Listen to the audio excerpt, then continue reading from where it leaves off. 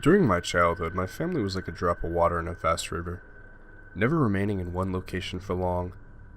We settled in Rhode Island when I was 8, and there we remained until I went to college in Colorado Springs. Most of my memories are rooted in Rhode Island, but there are fragments in the attic of my brain which belong to various homes we had lived in when I was much younger. Most of these memories are unclear and pointless, chasing after another boy in the backyard of a house in North Carolina, trying to build a raft to float on the creek behind the apartment we rented in Pennsylvania, and so on. But there is one set of memories which remains as clear as glass, as though they were just made yesterday. I often wonder whether these memories are simply lucid dreams produced by the long sickness, the one I experienced that spring, but in my heart I know they're real. We were living in a house just outside the bustling metropolis of New Vineyard, Maine. Population 643. It was a large structure, especially for a family of 3. There were a number of rooms that I didn't see in the 5 months we resided there. In some ways it was a waste of space, but it was the only house on the market at the time, at least within an hour's commute to my father's workplace. The day after my 5th birthday, attended by my parents alone, I came down with a fever. The doctor said I had mono, which meant no rough play and more fever for at least another 3 weeks. It was horrible timing to be bedridden. We were in the process of packing our things to move to Pennsylvania. Most of my things were already packed away in boxes, leaving my room barren. My mother brought me ginger ale and books several times a day, and these served the function of being my primary form of entertainment for the next few weeks. Boredom always loomed just around the corner, waiting to rear its ugly head and compound my misery. I don't exactly recall how I met Mr. Widemouth.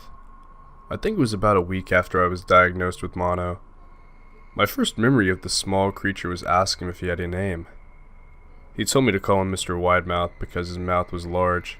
In fact, everything about him was large in comparison to his body. His head, his eyes, his crooked ears. But his mouth was by far the largest. "You look kind of like a Furby," I said as he flipped through one of my books. Mr. Widemouth stopped and gave me a puzzled look. "Furby? What's a Furby?" he asked. I shrugged. "You know, the toy, the little robot with the big ears.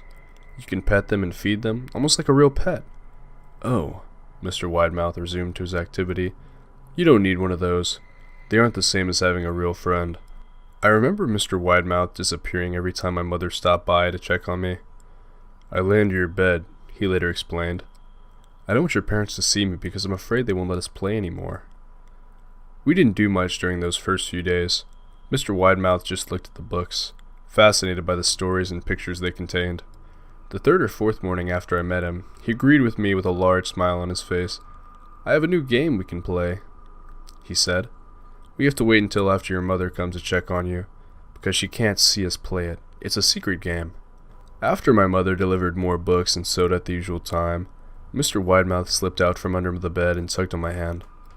"We have to go to the room at the end of this hallway," he said. I objected at first, as though my parents had forbidden me to leave my bed without their permission, but Mr. Widemouth persisted, until I gave in. The room in question had no furniture or wallpaper. Its only distinguishing feature was the window opposite the doorway. Mr. Widemouth darted across the room and gave the window a firm push, flinging it open. He then beckoned me to look out on the ground below. We were on the 2nd story of the house, but it was on a hill, and from this angle the drop was farther than 2 stories due to the incline. "I like to play pretend up here," Mr. Widemouth explained. "I pretend that there is a big, soft trampoline below this window and I jump.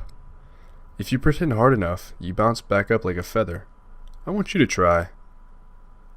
I was a 5-year-old with a fever, so only a hint of skepticism darted through my thoughts as I looked down and considered the possibility. "It's a long drop," I said, "but that's all part of the fun. It wouldn't be fun if there was only a short drop. If it were that way, you might as well bounce on a real trampoline." I toyed with the idea, picturing myself falling through thin air only to bounce back up to the window, on something unseen by human eyes. But the realist in me prevailed. "Maybe some other time," I said. "I don't know if I have enough imagination. I could get hurt." Mr. Widemouth's face contorted into a snarl. but only for a moment. Anger gave my way to disappointment. "If you say so," he said. He spent the rest of the day under my bed, quiet as a mouse. The following morning, Mr. Widemouth arrived holding a small box. "I want to teach you how to juggle," he said. "Here are some things you can use to practice before I start giving you lessons." I looked in the box. It was full of knives.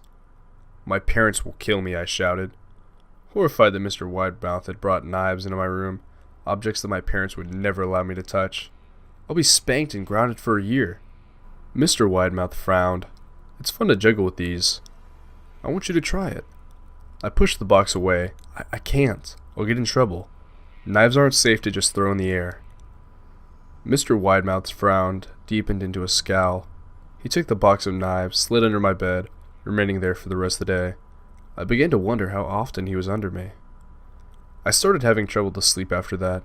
Mr. Widemouth often woke me up in the night, saying he put a real trampoline under the window, a big one that I couldn't see in the dark. I always declined and tried to go back to sleep, but Mr. Widemouth persisted. Sometimes he stayed by my side until early in the morning, encouraging me to jump. He wasn't so fun to play with anymore. My mother came to me one morning and told me I had her permission to walk around outside. She thought the fresh air would be good for me, especially after being confined in my room for so long. Ecstatic, I put on my sneakers and trotted out to the back porch, yearning for the feeling of the sun on my face. Mr. Widemouth was awaiting for me. "I have something I want you to see," he said. Must have given a weird look, because then he said, "It's safe, I promise."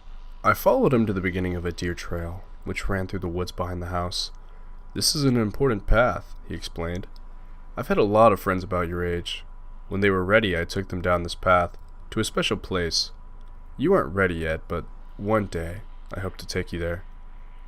I returned to the house, wondering what kind of place lay beyond that trail. 2 weeks after I met Mr. Widemouth, the last load of our things had been packed into the moving truck. I would be in the cab of the truck, sitting next to my father for the long drive to Pennsylvania. I considered telling Mr. Widemouth that I would be leaving, but even at 5 years old, I was beginning to suspect that perhaps the creature's intentions were not to be my benefit. Despite what he said otherwise, for this reason, I decided to keep my departure a secret. My father and I were in the truck at 4 a.m. He was hoping to make it to Pennsylvania by lunchtime tomorrow with the help of an endless supply of coffee and a 6-pack of energy drinks. He seemed more like a man who was about to run a marathon rather than one who was about to spend 2 days sitting still. "Early enough for you?" he asked.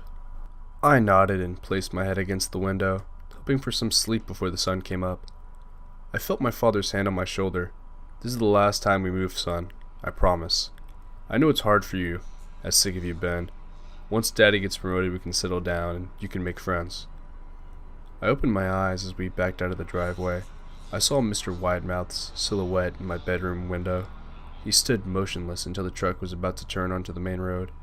He gave a pitiable little wave goodbye, steak knife in hand. I didn't wave back. Years later, I returned to New Vineyard. The piece of land our house stood upon was empty, except for the foundation, as the house burned down a few years after my family left.